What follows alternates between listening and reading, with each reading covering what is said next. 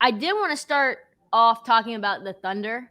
I just think that, one, I saw your piece on Jalen Williams, and I loved it. I love the fact that you found something really interesting about Mark Daigneault, which I think he's probably the most under the radar coach in the NBA.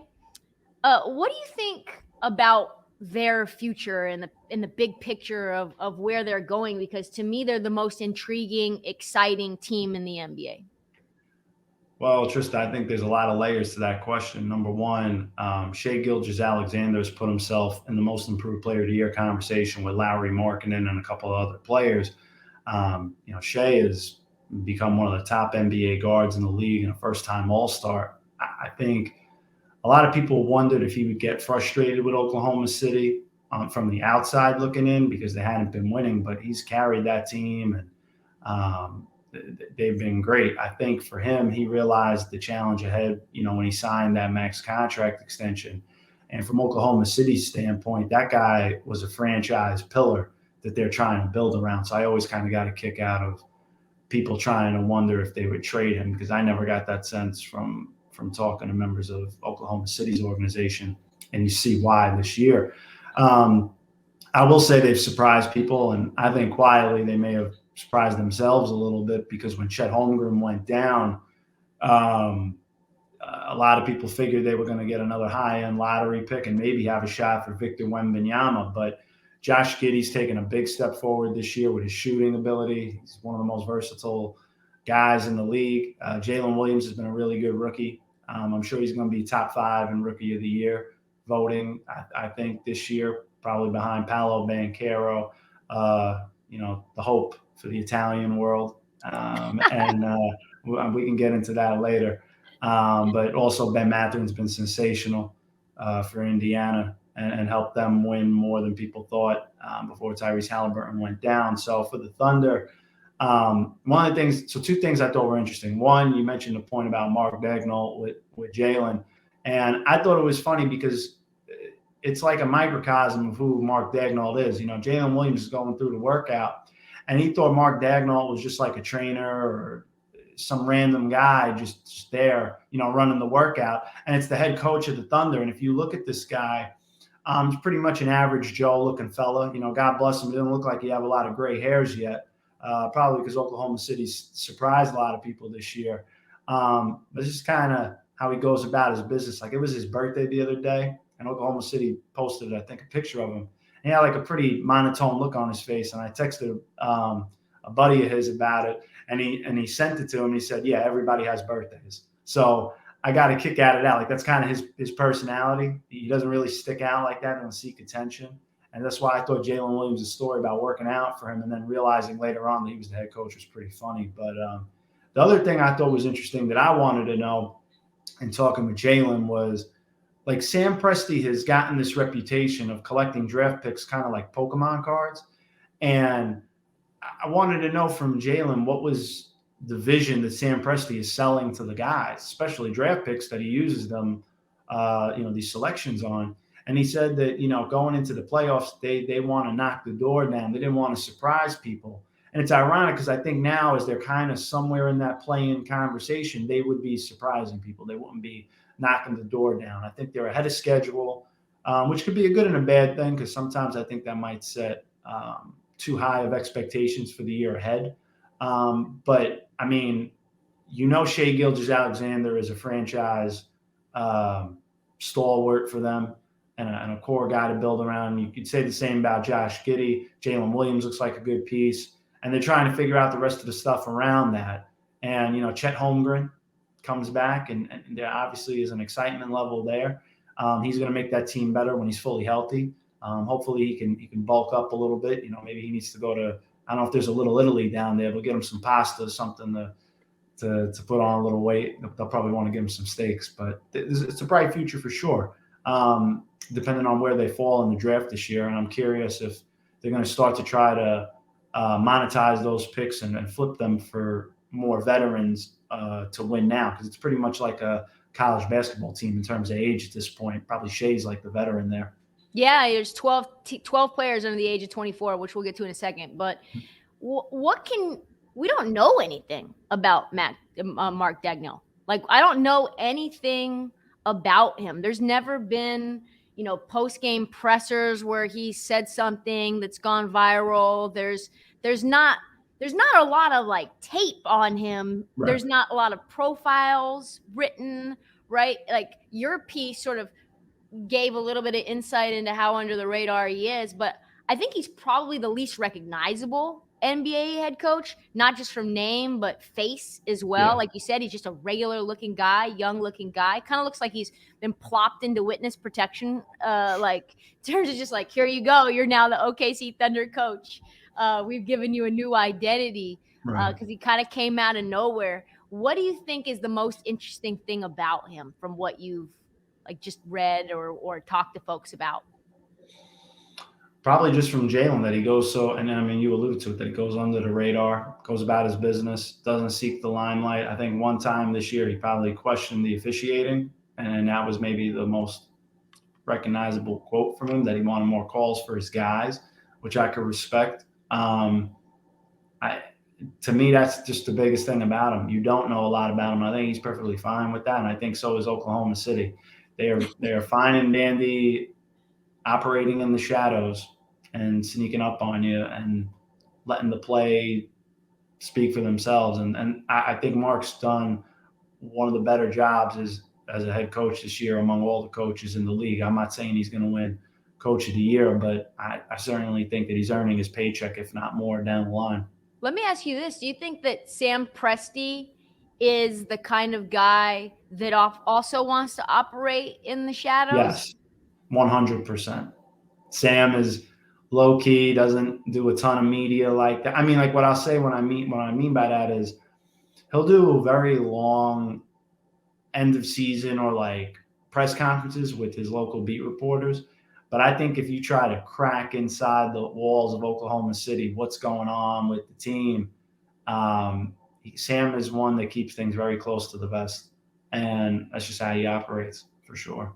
Yeah, I've seen also situations where people either are revealing things that they're not supposed to reveal or that are true, or revealing things that are not true. How the Oklahoma City franchise almost operates like a fortress. Like, once you are seen as someone who is telling tales out of school, you're no longer allowed sort of anywhere nearby. That is accurate. I can't really expand on it. It's like they're Fort Knox. Yeah, it's so fascinating to me, and I think they're doing such a great job, and that adds to the mystery of it, right? And like you said, this team has 12 players under the age of 24. The oldest players are Kenrich Williams, 28, Dario Saric, who's maybe a buyout candidate, right? They're a 500 team, and everybody thought that this team would be in the Victor Wembanyama sweepstakes. But we have no idea really what they're going to do next, right? We don't even have a pulse on that. What do you think this team would be, first and foremost, if Chet was fully healthy? Would they, because it's so wide open in the West? I think they'd be higher in the play-in conversation. I don't know if they would be a top 6 team. I think that's a little advantageous. But I really think a lot of this comes down to Shai Gilgeous-Alexander. He's always been a good player. He's always been like 25, 5-5. But this year, it's just a whole nother level. And obviously to average 30, I know today's rules and the way the game is played, it's not as uncommon, but it's still very impressive, no question. I think with Chet, I think they'd be a lot better.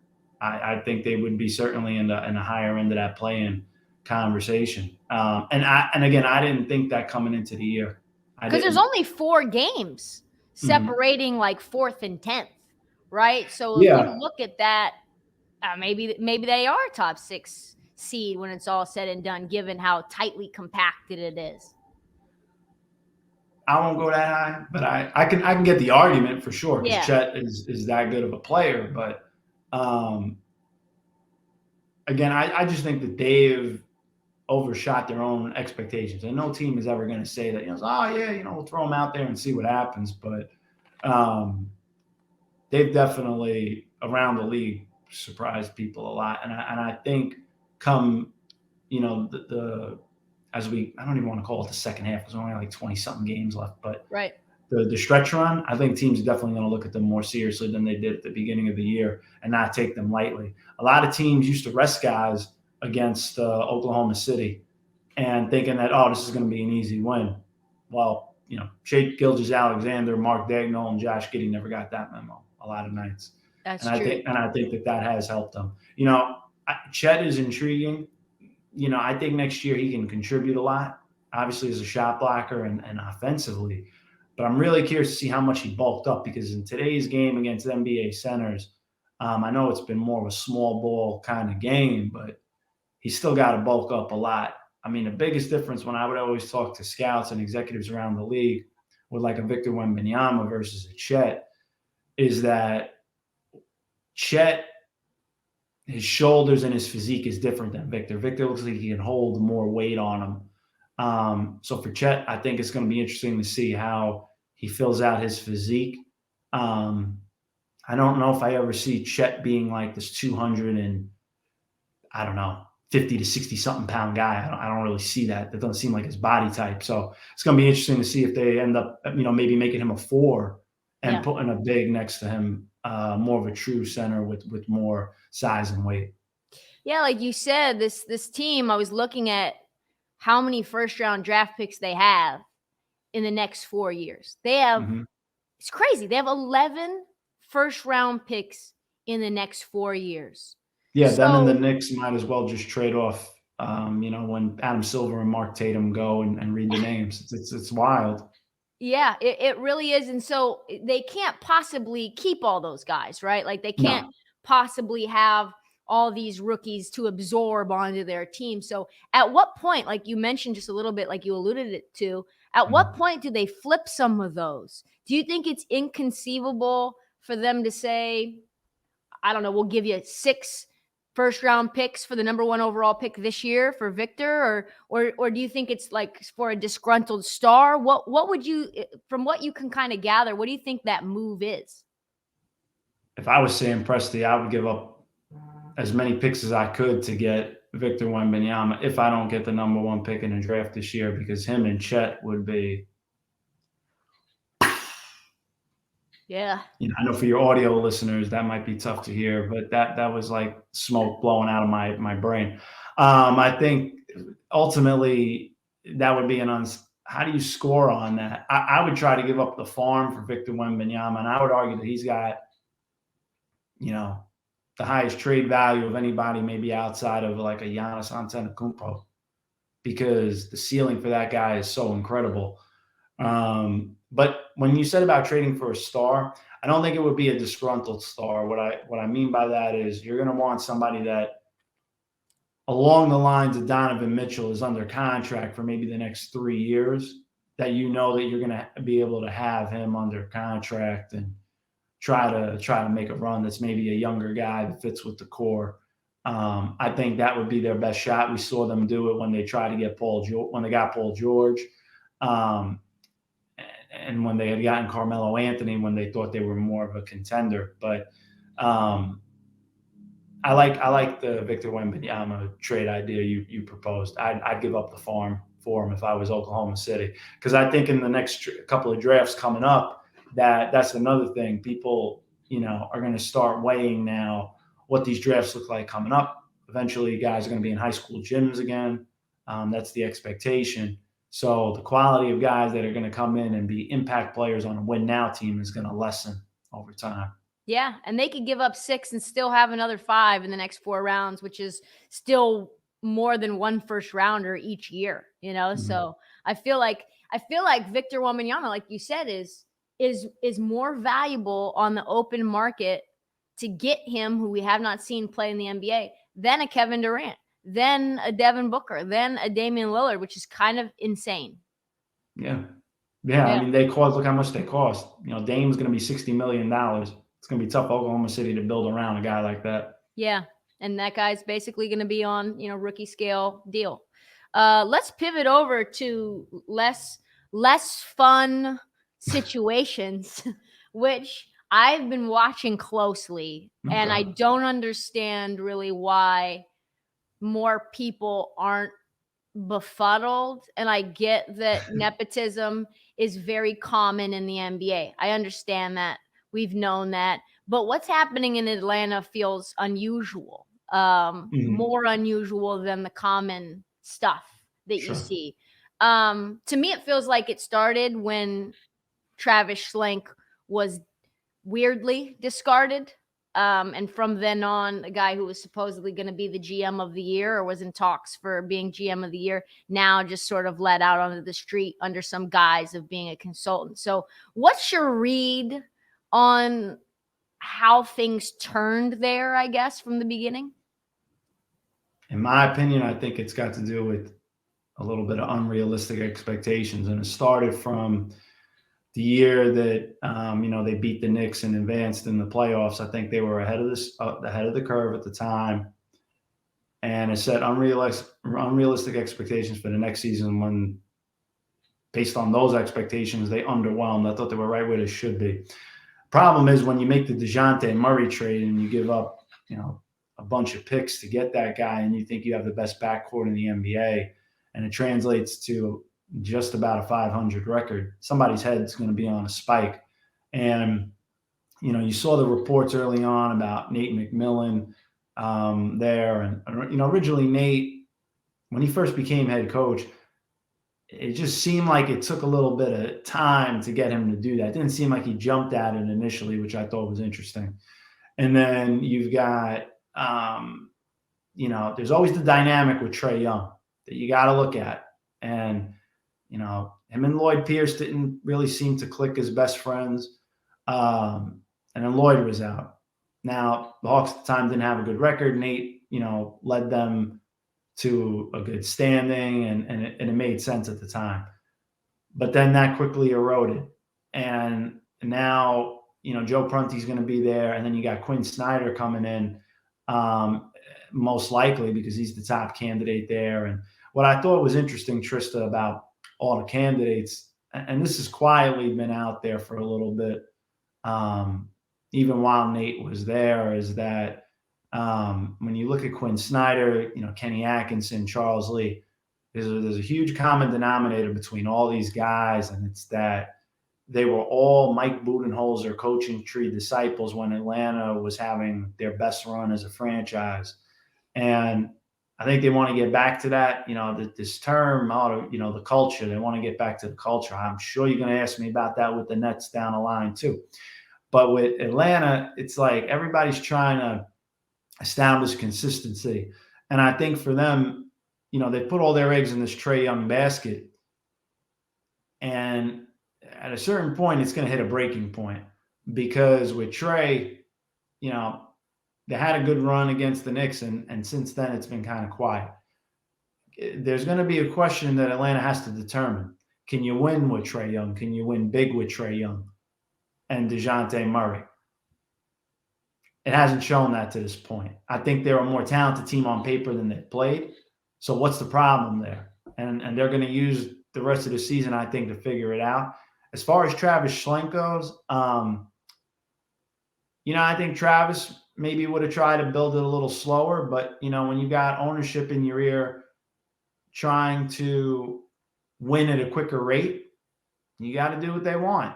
And so I think back to like when Brooklyn was trying to win, when they were moving the team to Brooklyn and they made the Gerald Wallace trade, and you would think, well, why did they make that trade? It's like, well, they had a to-do list there of, we need to get to this point. We're going to open up a new arena and things like that. And you saw them with Chris Humphries and other guys. They got Darren Williams.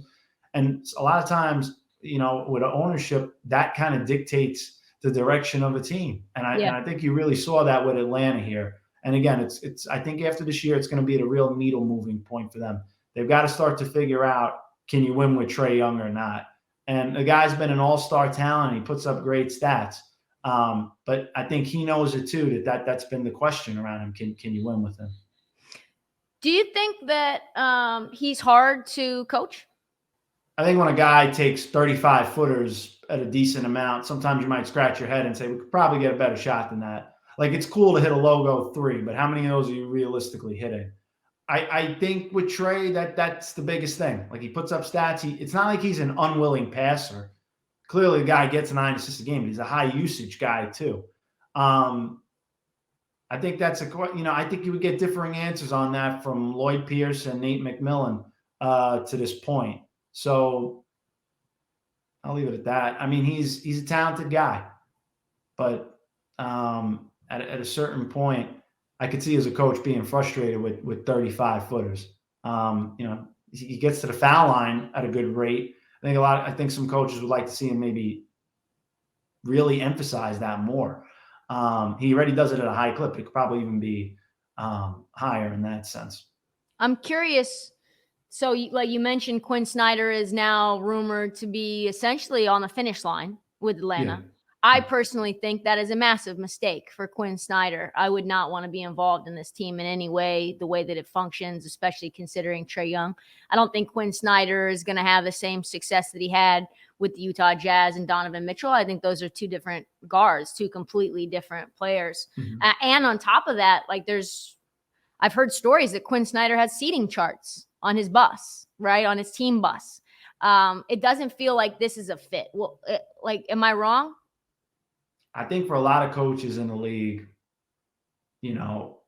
especially a guy like him, you can kind of get any job you want. And he got rumored for the Lakers job for a while there, with Darvin, and that didn't materialize. A guy like him probably looks at that roster and says, they got a lot of talent here. I think I could tweak some things and do certain things. But a lot of that's got to be based on background info too. Like, what do to your question, what's it like to coach Trae Young? I would imagine he's done his background on that and talked to people about it. So to me, I think that's the biggest thing there. And ultimately that's the key. So to me, I don't know. I don't know if he thinks he can come in there and then in the remainder of the season, which would be a heck of a time to bring in a new coach if they got that done. Does he want to get in there early, feel it out, and then go to Landry Field and say, okay, listen, this is what we got to do if we want to win? And then feel it out beforehand. Maybe that could be a thought process. Try to start earning a new paycheck now, post Utah. And he'd probably get good money to go there. That's the other thing too. So time would tell if it's a mistake or not. But I understand from your perspective the concerns there because you've got two elite guards on paper and it hasn't translated. Are they a fit? Like if you're Quinn Snyder, you have to have something on paper where you can make these two coexist at a high level. And make them a defensive team, right? Every team that's a contender is a top five, has a top 5 defense and, usually a top 5 offense as well. Some combination of those two. I don't know that Quinn Snyder with Trae Young together gets it done for a top 5 defense, top 10 defense. To me, and I know this move maybe is crazy. If I was going to do it, I would hire Ime Udoka to take over. I think he's a person that could instill some defensive practices on that team. On the court, yes. I mean, obviously, you got to do your due diligence off the court, and that's obviously been a tough one. We saw how quickly that did not materialize for the Brooklyn Nets. There were a lot of rumors there about him going to the Nets, and then it didn't pan out. And for Jacque Vaughn, I mean, he took the opportunity and ran with it. Again, we talk about guys that have done a great job coaching this year. I think Jacque Vaughn's been a sensational coach for the Nets, given everything that's been thrown his way. Some people, get compared to like being a rock. I mean, I think Jacque Vaughn has been a boulder for the Brooklyn Nets, given the Kyrie Irving stuff, the Kevin Durant trade talks at the time, and whether he wanted to be happy or not, Ben Simmons' situation, and now going from a win now team to a team that's got a lot of young guys and a surplus of wings that they're going to have to break up at some point over the summer. He has juggled that extraordinarily well. And it's been nice to see him be rewarded for it. I think he embodies a lot of what Brooklyn is about in terms of the old culture and the regime. And, this is a guy that nearly became the coach of the New Orleans Pelicans before Willie Green ended up getting it. And, he did a good job in the bubble with the Nets. And Yeah, he did. he just had some flirtatious interest from colleges as well about maybe going back to college. But for JV, that beard tells a story, Trysta, and he's not shaving it anytime soon. I joke with him. I said, I don't know if you're pulling your, ATOs out of there or anything like that, but it's a part of him. Those grays show his journey in the league, and the players love him, management loves him. And ironically, I think he got along best with Kyrie Irving among a lot of the coaches that he's been with. Trysta, he used to have, and I know we're kind of pivoting towards the Nets, but I figured we were going to talk about them at some point anyway. With JV, like Jacque Vaughn got through to Kyrie probably as one of the best coaches he's had, because he used to work out with him and trade with him before games, all the way dating back to when Steve Nash first got hired as coach, and they had Mike D'Antoni, and Ime Udoka there. And with KD, they had a good relationship. Honestly, how could you not like Jacque Vaughn?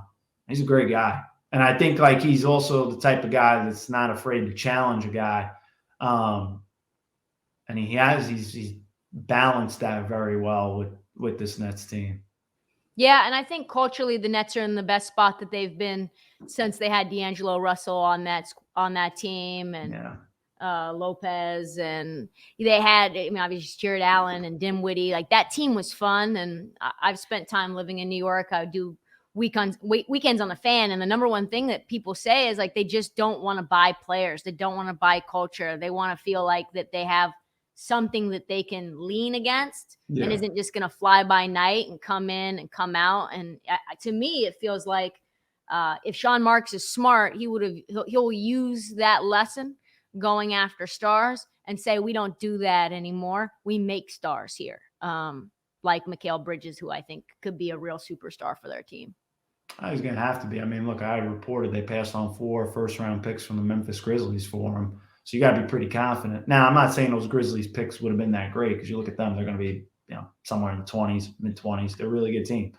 But, when you hear that just initially, wow, 4 first-round picks, the market's crazy. Thank you, Rudy Gobert.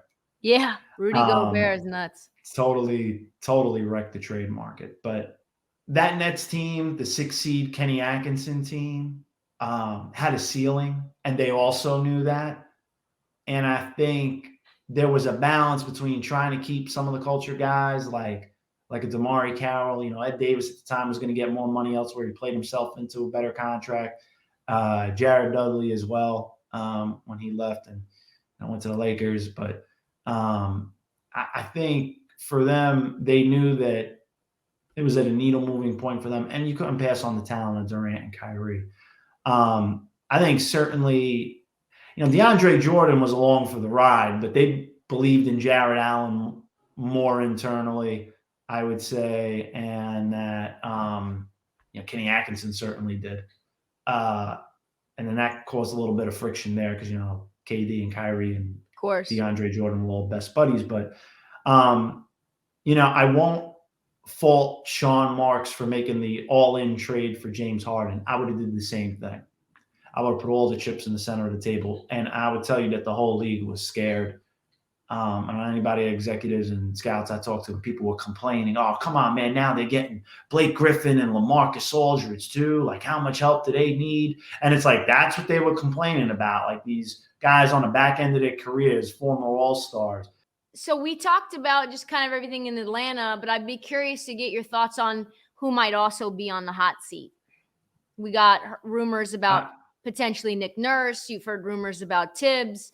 Obviously, the Wizards have overperformed recently, but I heard some rumors about Wes Unseld Jr., Chauncey Billups even to a degree, Steven Silas. It's kind of a long list. Well, I think he buried the lead. I think Steven Silas would probably be the guy biggest on the hot seat, just from his press conference earlier in the year when he was frustrated with the guys not doing what they were supposed to. Look it up on Twitter. You'll see the video for sure. But to me, I think Houston's trying to win sooner than later. Ooh. And it's going to start next year. They got a lot of cap space. They got a lot of room to make some noise. And Really? I could tell you what their mindset is. Do you think that the way that they've done things shows that they have a plan for what the team should be? I think they got a lot of cap space, and money is always a convincing thing. And you've got, younger James Harden, guys who may want to go back. James. So for anyone who's just listening to the podcast, you saw Michael Scotto give me a very non doesn't want to say anything, but also an acknowledgement. I mean, it's been out there for a while. It's been out there for a while.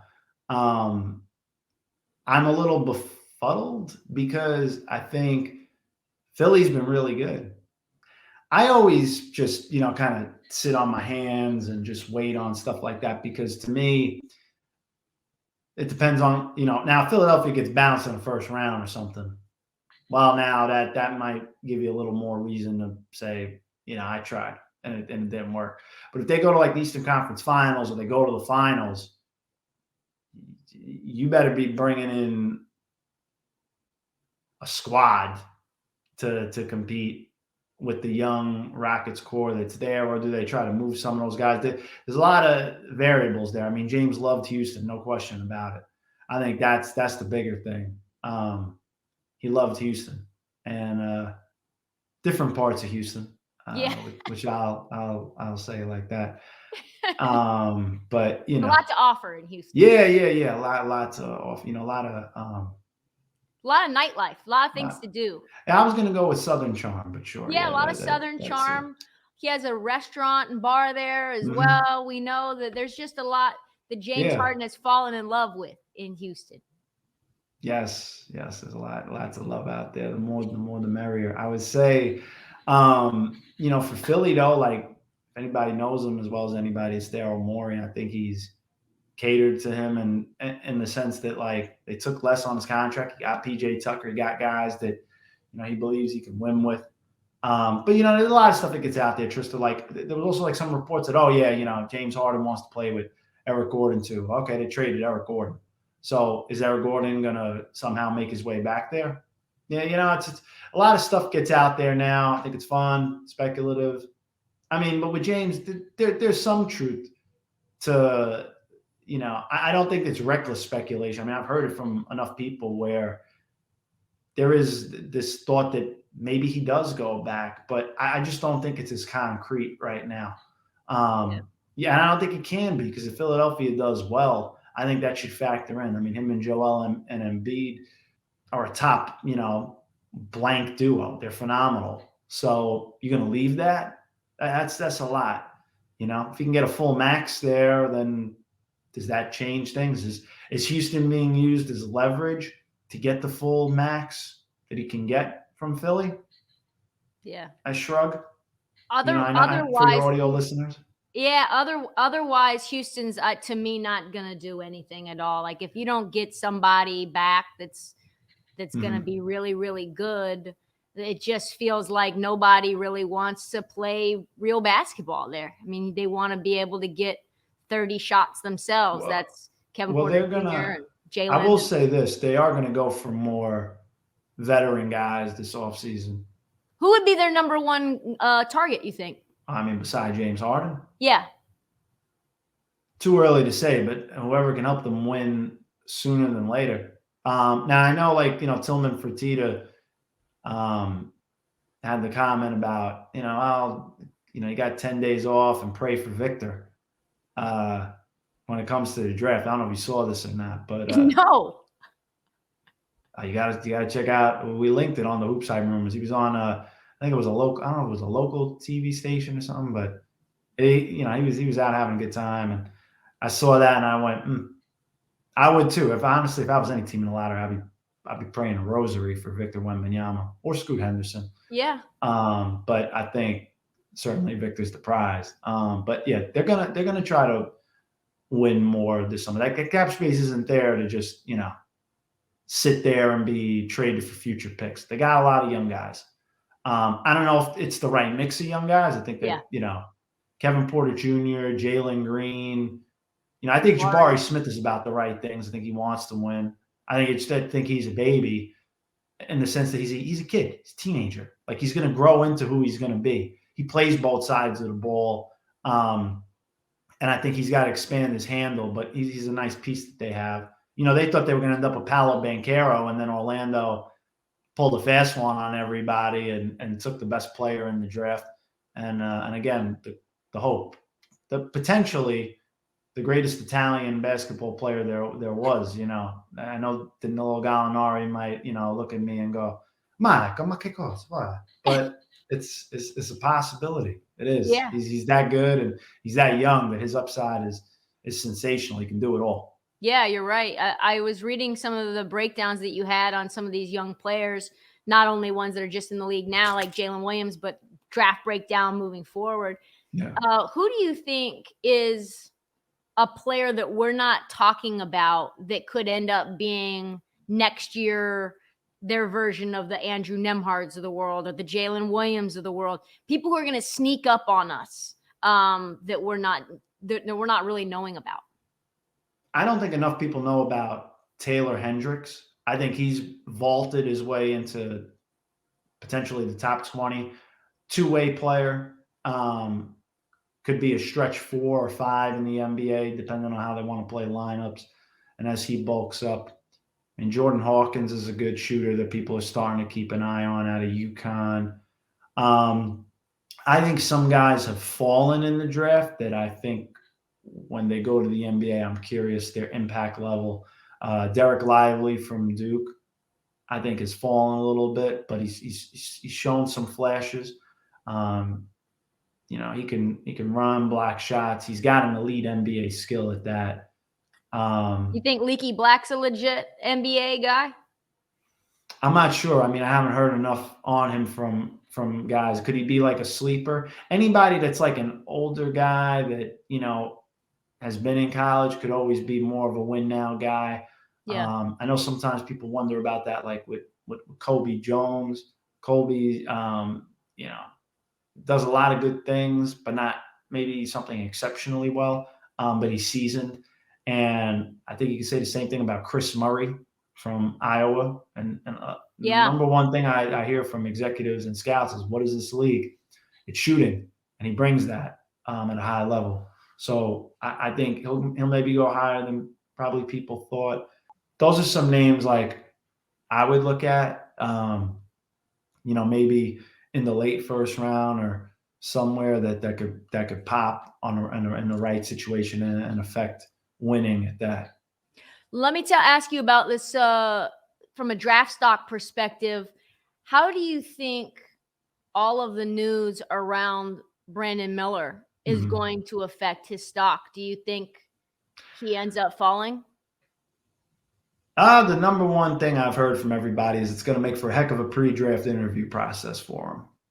And that it's, I don't think right now it's affecting his stock because legally, like 42 the other night, and legally nothing's happened. Well, legally there's nothing he's being charged with, and they said that there's nothing they can charge him with. So, I think this is more of a background question from executives and scouts at the NBA level, who's in this kid's circle, and do there need to be changes made? But I mean, legally, the situation is what it is. It's a very unfortunate situation at that.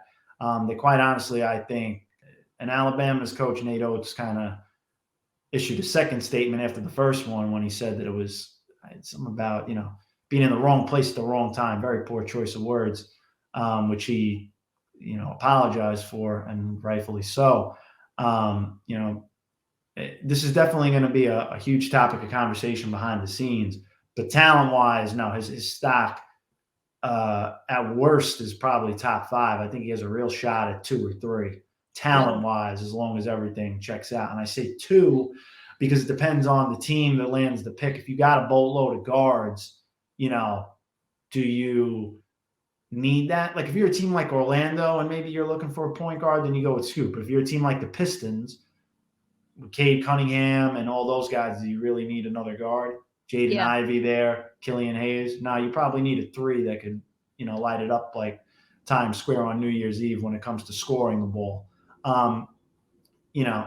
Certainly I've seen a lot of, ironically, it was like, I think the day after, we had published our mock draft, and, a lot of people had the same question you did. How much our aggregate mock draft where we pull, the 10 mock drafts that are out there right now. And, I provide my own intel from scouts and execs, but yeah, that's the big question with Brandon. The good one is Scott going to change? And right now, Trysta, I haven't seen that yet, just because legally there's not much that can change at this point. You don't think that even outside of the legal stuff that someone would just be questioning decision-making? Oh, there's going to be questions, but yeah. I think at the end of the day, this draft is not. It's not deep enough for it to matter. It's not. Like, he's a top 5 player. Yep. And so I think that, as long as you do your background and you can know that, it was an unfortunate incident, obviously, and you can kind of maybe clean up some of the people that he was around with at the time. Like, when he goes to the NBA, he's not going to be around those teammates that he was with, in Kid Miles. So it's definitely going to be a learning experience. But I think also for him, it shows something. I don't know what the adjective is, but to have all that noise around you and to drop 41. Yeah. I think that also says something to NBA executives too, that you can, as a player, block out things around you and focus at the task at hand on the court in that aspect. Yeah, it's going to be fascinating to see. Just lastly, I know you have to go and we've gone way over time, but I just wanted to get your thoughts on Russ to the Clippers, because I saw Lawrence Frank's comments, and then that was before they picked up Russ. So Lawrence Frank, GM of the Clippers, said that they needed somebody who's not going to be played off the floor defensively, someone who is going to be able to play off ball, somebody who is going to be able to shoot, someone who is going to be able to manage these rotations in a bunch of different ways.